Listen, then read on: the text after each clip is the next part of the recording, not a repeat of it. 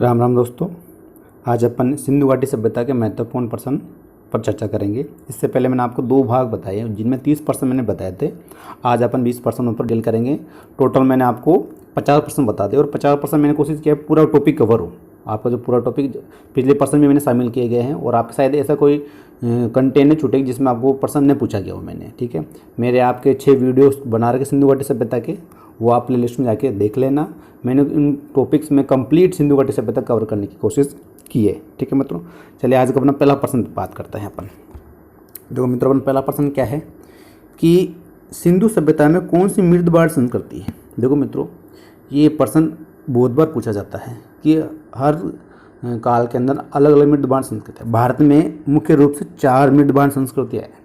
तो यानी मृदबाण होता है मिट्टी के बर्तन, अलग अलग प्रकार के मिट्टी के बर्तन पाए गए। तो किसी काल में विशेष रूप से वो बर्तन ज़्यादा पाए गए तो उसको उस संस्कृति का नाम दिया गया। ठीक है, तो अब साहब इसमें कौन सी संस्कृति है, तो देखो आप बताऊँ आपको। देखो आप ये क्रम याद कर लीजिए। क्रम कैसे आपको बता रहा हूँ, देखो आप याद कर लेना। ओ बाप न बण, ओ बाप न बण। इस शब्द में देखो मैं आपको सारी संस्कृतियों के नाम बता दूंगा। आप इंग्लिश नेम याद कीजिए, हिंदी नेम आप कंफ्यूज हो जाओगे आप। ठीक है, देखो अब कैसे आप बताऊँ, इधर देखो। आपको मैं पहला बोला है OCP, ओकार तो या ओकार कलर्ड पोइट्री। ओकार कलर्ड पोइट्री, ओकार का होता है गेरुआ रंग, जो गेहूं का रंग होता है, गेरी का रंग भी कह सकते हैं। ये सब सबसे पहले अपने आती है सिंधु घाटी सभ्यता। ठीक है, हो गया सिंधु में। सिंधु के बाद में अपन बात करते हैं तो वेद आते हैं। वेद में ऋग्वेद आता है सबसे पहले। वैसे याद कर लेना, आपके बेस से याद होगा black red ware. Black red ware, ware का होता है निर्मित वस्तुएं। ठीक है, तो ब्लैक रेड वेर ये कौन सी में आ गया साहब, ऋग्वेदिक में। ठीक है मित्रों, चलिए हो गया। आगे बात करते हैं अपन PGW। देखो इसका अर्थ हुआ पेकर पेंटेड ग्रे वेयर।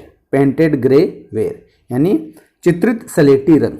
चित्रित स्लेटी रंग ये किस में है साहब, ग्रे एंड स्लेटी होता है। ठीक है, तो साहब ये आ गया आपके उत्तर वैदिक काल। कौन सा आ गया, उत्तर वैदिक। ऋग्वेदिक काल में उत्तर वैदिक काल ही आएगा।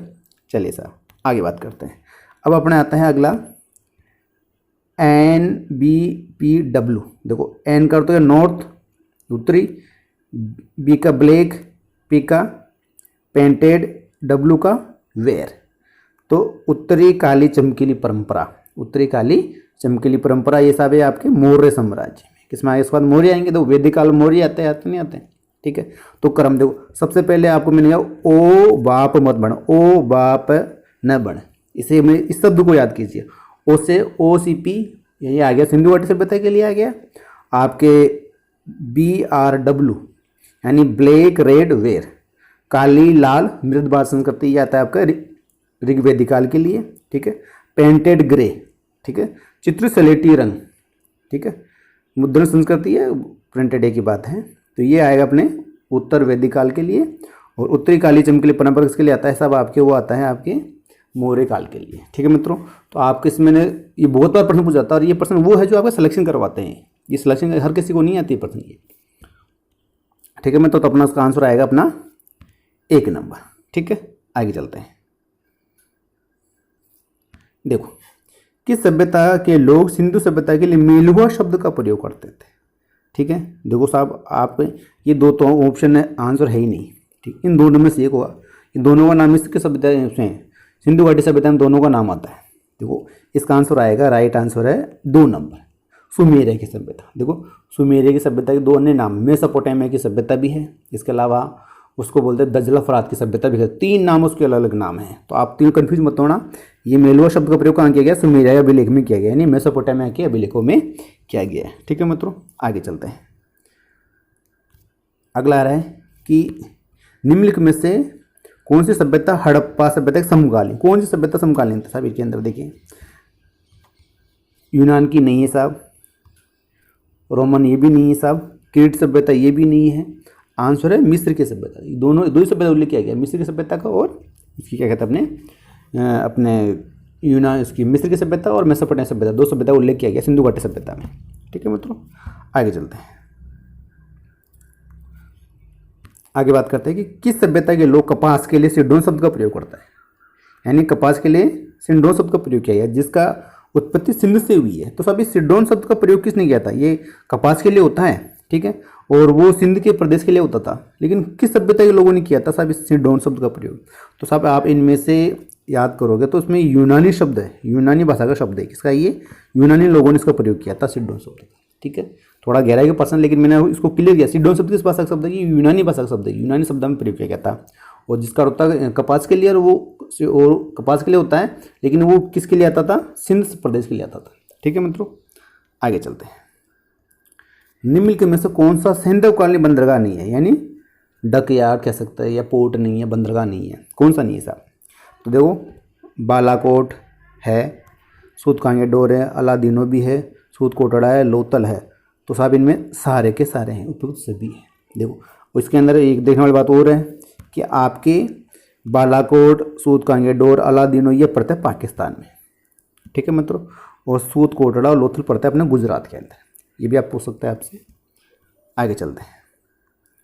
ये रेट 12 में आया हुआ प्रश्न है, छठा प्रश्न, कि भारतीय इतिहास में 20वीं शताब्दी का तीसरा दशक, दो 20वीं शताब्दी का आंसर होगी साहब, 20वीं शताब्दी होगी साहब 1901 से लेके 2000 तक, ठीक है।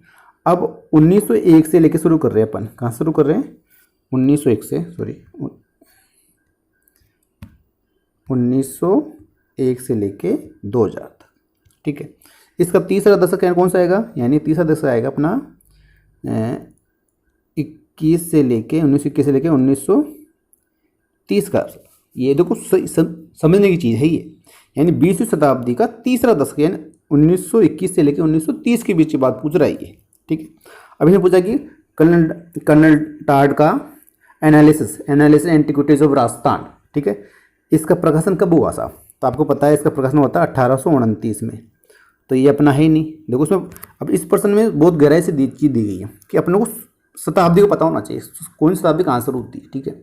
अभी 21वीं चल रही है, तो 21 शताब्दी 2001 से शुरू हो जाएगी और वो 2100 तक चलेगी साहब, वो 21 शताब्दी है, ठीक है। चलिए, अब इसमें ये भी नहीं है आंसर। दूसरा, कौटिल्य की जो अर्थशास्त्र प्राप्त हुआ था साहब 1904 में हुआ था, प्रकाशित हुआ था 1909 में प्रकाशित हुआ था वो, ठीक है मित्रों। तो 4 में प्राप्त हुआ, ठीक है। तो ये भी आपके इसमें नहीं आता, पहला दशक आ रहा है ये। चलिए साहब, फिर आते हैं अशोक के अभिलेख। अशोक के अभिलेख कब पढ़े गए थे साहब? ये पढ़े गए थे 1837 में।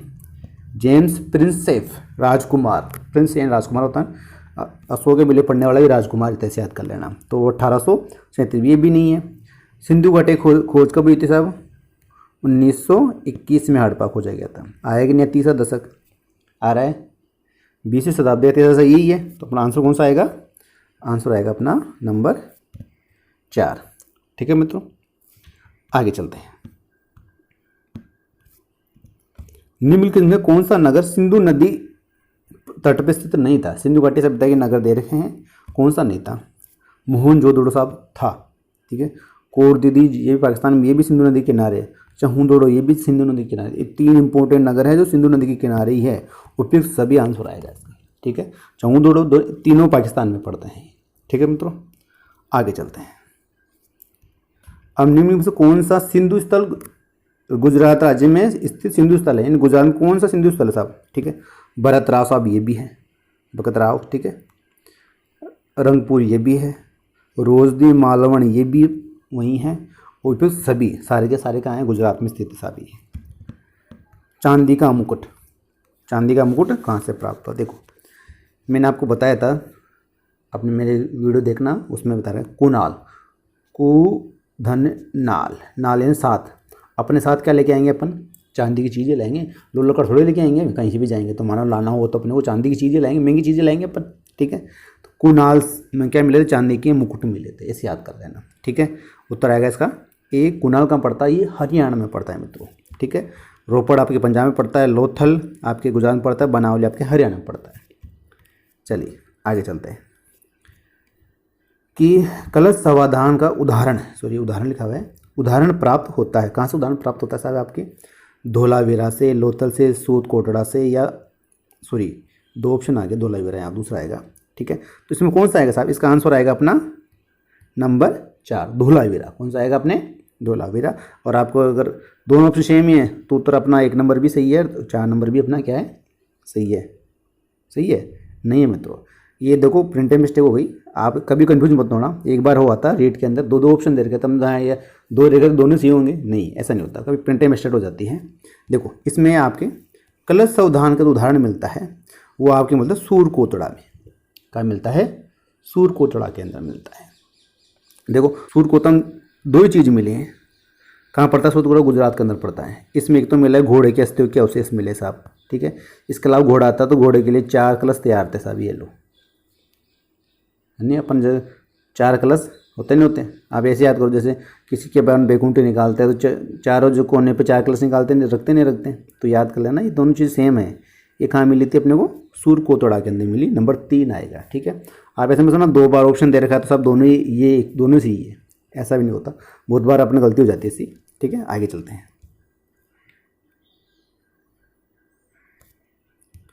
देखो वे सिंधु स्थल जो 3 भागों दुर्ग, मध्यम नगर और निचला 3 में डिवाइडेशन है साहब, कौन सा है। देखो अब इस प्रश्न को मैं आपको थोड़ा कनेक्शन से याद करवाता हूँ। आपको याद रखना भारत का सबसे बड़ा सिंधु स्थल कौन सा है। देखो सबसे बड़ा बात की जाए पूरी भारत पाकिस्तान मिला के रहे सिंधु घाटी शब्द, वो है गनेडी वाल। ये सब सिंधु घाटी सभ्यता का सबसे बड़ा नगर है। इसके बाद मतलब हड़प्पा, फिर आता है मोहनजोदड़ो, ठीक है। तीसरे 3 हो गए। चौथे नंबर पर आता है आपके धोलावीरा, और धोलावीरा के बाद में आता है राखीगढ़ी जो अपने हरियाणा के अंदर है, ठीक है। तो याद रखने वाली चीज़ है। तो अपने सबसे बड़ा नगर कौन सा अपना धोलावीरा है। तो धोलावीरा में 3 भाग थे, ठीक है। आपके एक तरफ तो था दुर्ग था, मध्यम नगर था और निचला नगर, 3 भाग थे, ठीक है मित्रों। तो धोलावीरा आंसर आएगा इसका अपना,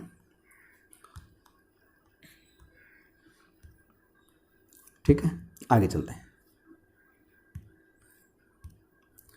सिंधु सभ्यता का वह स्थान जहां वर्षा का पानी एकत्रित करने के लिए जलाशय इस्तेमाल किया। देखो आप याद कर लेना, मैंने बताया था कि जहाँ विशाल स्टेडियम मिला था, स्टेडियम के पास में वो था सूचना पट था, और वहाँ पे एक और चीज़ आ जाती है सफ़ेद पाषाण खंड। सफ़ेद पाषाण खंड यानी जैसे को सूचना लिखनी हो तो सफ़ेद बोर्ड पे लिख सकते हैं, तो आप याद कर लेना श्वेत पाषाण खंड उसी सूचना पट बोर्ड के लिए आया है। श्वेत पाषाण खंड मिला है, विशाल स्टेडियम मिला है। स्टेडियम को घास होती है, घास को पानी चाहिए, तो अपने को क्या करेंगे, अपन जलाशय स्थापना करेंगे।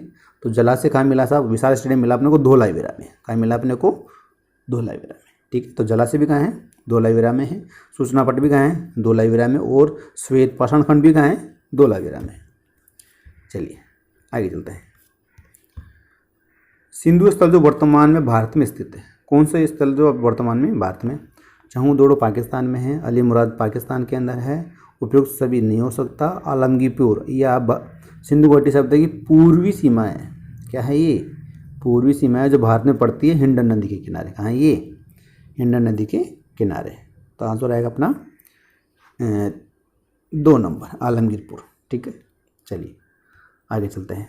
देखो बहुत शानदार प्रश्न है ये। देखो सर मैंने ये प्रश्न क्यों दिया, वैसे तो मैं हिस्ट्री का लेक्चर, तो हिस्ट्री का शब्द नहीं, आपके पिछली बार एक प्रश्न आया था। क्या प्रश्न था कि मोहनजोदड़ो के विशाल स्नानघर को विश्व का अद्भुत नमूना कहा था, किसने कहा था सर।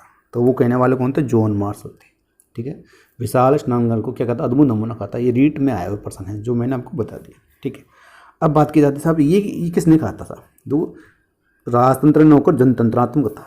क्या था, राजतंत्र ने होकर जनता का राज था। देखो अपने एक कांड हुआ था जलियांवाला बाग हत्याकांड, उसके बाद में सरकार ने कमेटी बैठाई थी, उस कमेटी का नाम था हंटर कमीशन। जनता के कहने पर तो बैठाई, ऐसे थोड़ी बैठाई उन्होंने, ठीक है। तो जनता का राज हुआ, राजतंत्र ने माना जनता का राज हुआ ही नहीं, तभी तो कमेटी बैठाई। ऐसे याद कर लेना। तो ये कथन किसने कहा था, राजतंत्रात्मक न होकर क्या था वो जनतंत्रात्मक था। ये बात कौन कह रहा है, हंटर कह रहा है साहब, ठीक है। अब साहब इन्होंने क्या की, इनके भी दोनों ने सेंटेंस बोले साहब, ये भी पूछ सकते हैं आपसे, आपके इनके भी नाम आपसे पूछा जा सकता है। देखो अपन कैसे याद करेंगे कि मेके, इसने कहा ये प्रतिनिधि शासन था, प्रतिनिधि शासन, अपना रिप्रेजेंटेटिव बना दो, ये प्रतिनिधि शासन की बात करता है, मेक की, मेक में से बनाना, अपना प्रेजेंट बना दे साहब, ये अपनी याद कर लेना, ठीक है। विलियम मोदी क्या कहता है, विलियम मोदी कहता है मध्यम वर्गीय शासन व्यवस्था थी, क्या थी, मध्यम वर्गीय शासन व्यवस्था थी वहाँ पे, क्या थी, मध्यम, व्हील यानी पहिया, अरे महंगाई का पहिया कह दो या बेरोजगारी का पहिया कह दो, किसके ऊपर चलता है, मध्यम, बीच वाले का आदमी पर चलता है, मध्यम वर्ग ज़्यादा पिसता है, ठीक है। तो मध्यम वर्ग व्हीलर, व्हीलर मध्यम वर्ग की बात करता है। मैं क्या करता है, प्रतिनिधि शासन की बात करता है। मॉर्सन अद्भुत नमूना बोलता है विश्व शासन। और मैं क्या कहता है, राजतंत्रात्मक नौकर जनतात्मक शासन व्यवस्था थी। ये कौन कह रहा है, हंटर कह रहा है, कौन कह रहा है, अपना हंटर कह रहा है, ठीक है मित्रों। तो आपको मैं तीनों को सेंटेंस आपको समझाने की कोशिश करी है, ठीक है। अद्भुत नमूना बोल रहा है, प्रतिनिधि शासन की बात कर रहा है, और हंटर कर रहा है अपने राजतंत्र जनता शासन की बात कर रहा है, और व्हीलर बोलता है मध्यम वर्ग शासन था। ये आपस में याद कर लेना आप, ठीक है, पूछा जा सकता है आपसे। आगे बात करते हैं अपन, मोहनजोदड़ो की भांति जिस सभ्यता में मुद्राओं स्वास्तिक चिन्ह का प्रयोग किया गया साहब, किस सभ्य स्वास्तिक चिन्ह का प्रयोग किया गया साहब है, तो साहब इसका आंसर आएगा, बिल्कुल कनेक्शन करता, मिस्र की सभ्यता नहीं, इसका उत्तर आंसर सुमेरिया की सभ्यता, ठीक है। इसे मेसोपोटामिया की सभ्यता भी कह सकते हैं, दजला फरात की सभ्यता भी अपन कह सकते हैं, वहाँ भी स्वास्तिक चिन्ह का प्रयोग मिला है साहब, ठीक है। और मेलुआ शब्द इन्होंने प्रयोग किया था। आगे आ रहा है, भारत में मूर्तिकला का प्रारंभ माना जाता है। मूर्तिकला कहाँ से की मूर्ति मिली, सिंधु घाटी सभ्यता में मिली, नहीं मिली, तो साहब सिंधु काल से ही माना जाता है। कहाँ से माना जाएगा, सिंधु काल से, ठीक है मित्रों। आगे आ रहा है, रथ की आकृति कहाँ मिली, कहाँ मिली, रथ की आकृति कहाँ मिली। देखो कैसे याद करोगे, आपको बता देता हूँ आपको। रथ भाई अपना कहीं दूर जाना था, पहले पैदल चले जाएंगे, लेकिन दूर जाना तो रथ का प्रयोग करेंगे नहीं करेंगे, तो अपन सुदूर दक्षिण जा रहे हैं, सुदूर दक्षिण जा रहे हैं। तो सिंधु घाटी सभ्यता का दक्षिण हिस्सा कौन सा है, चार है, मांडा, आलमगीरपुर, सूतकांगे, डोर। दक्षिण में कौन सा पड़ा था भाई, दक्षिण में आया था देमाबाद। रथ लेके अपन देमाबाद ही जाएंगे, कहाँ जाएंगे, देमाबाद, ठीक है मित्रों। आंसर आएगा अपना, इसका आंसर आएगा देमाबाद, ठीक है। आगे चलते हैं। हाँ देखो, सिंधु घाटी सभ्यता को किस कालखंड में रखा जाता है, यानी 3 कालखंड दे रखे, कौन से हैं। देखो, प्रागैतिहासिक काल, जब आदमी को लेखन कला का ज्ञान नहीं था, तो वो आता है पाषाण काल इसमें, ठीक है। आद्य ऐतिहासिक काल वो आता है जिसके अंदर लेखन कला का ज्ञान तो था, लेकिन वो लेखन सामग्री अभी तो या तो पढ़ी नहीं जा सकी, या फिर पढ़ी गई है तो वो उस पर विश्वास नहीं क्या कर सकते अपन, ठीक है। इसमें 2 आते हैं, सिंधु घाटी सभ्यता और वैदिक सभ्यता। आद्य ऐतिहासिक काल में आता है, इंग्लिश में बोलेंगे इसको प्रोटो हिस्टोरिक पीरियड, इसे बोलेंगे प्री हिस्टोरिक पीरियड, इसे बोलेंगे प्रोटो हिस्टोरिक पीरियड, और इसे बोलेंगे ऐतिहासिक काल को हिस्टोरिक पीरियड। लेकिन सामग्री उपलब्ध है और उस पर विश्वास अपन कर सकते हैं। ऐतिहासिक काल आता है जब मौर्य काल आ गया, गुप्त काल आ गया, ठीक है मित्रों। तो ये प्रश्न भी पूछा गया है एक बार के एसएससी के में पूछा गया था। आगे चलते हैं, हड़प्पा को हरूपिया, हड़प्पा को क्या क्या, हरूपिया। जैसे कमल को कमलिया बोलते नहीं, बोलते अपन मारवाड़ी में, ठीक है। हरूपिया किसने कहा साहब, तो सब हरूपिया देखा, कौन कह रहा है, इस सिंधु घाटी सभ्यता का कौन सा काल आएगा, ऋग्वेदिक काल ही आएगा ना, तो इन्होंने बोला है सब, हरूपिया इन्होंने कहा था, ठीक है। आगे चलते हैं कि हड़प्पा संस्कृति के विलय मुख्य रूप से, हाँ ये रीट में आया प्रश्न है साहब, मुख्य रूप से किस पे मिले, यानी जो अपने को जो अभिलेख मिले ज़्यादातर किस पे लिखे हुए हैं, वो सब उनकी मोहरों पर है। किस पर है, वर्गाकार, बेलनाकार, ठीक है। ज़्यादातर जो मोहरें मिली है वो क्या है, वर्गाकार आकार होते हैं। और सेल खड़ी की किसकी है, सेल खड़ी सॉफ्ट स्टोन कहते हैं, या एक बहुत मुलायम पत्थर होता है जो आसान से अपन लिख सकते हैं, जैसे अपने मुल्तानी मिट्टी आती नहीं आती, वैसे तरह। तो उसका आंसर आएगा अपना नंबर 2, ठीक है मित्रों। आशा करता हूँ आपको वीडियो अच्छा लगा होगा। आप तैयारी कीजिए, जो भी आपको कोई भी चीज़ आपको नहीं समझ नहीं आती, मैं आपका साथ हमेशा साथ दूंगा, ठीक है मित्रों। कि मेरा उद्देश्य यही कि मैं एजुकेशन का जितने से ज़्यादा प्रसार करूँ, मैं पढ़ाना, मेरे को इंटरेस्ट है, रुचि मेरी है। तो आप अपने कोई भी आप तैयारी कर रहे हो, कोई भी समस्या हो आप बताइए, आपको समस्या का मैं समाधान बहुत अच्छी तरह से करूँगा, ठीक है मित्रों। धन्यवाद।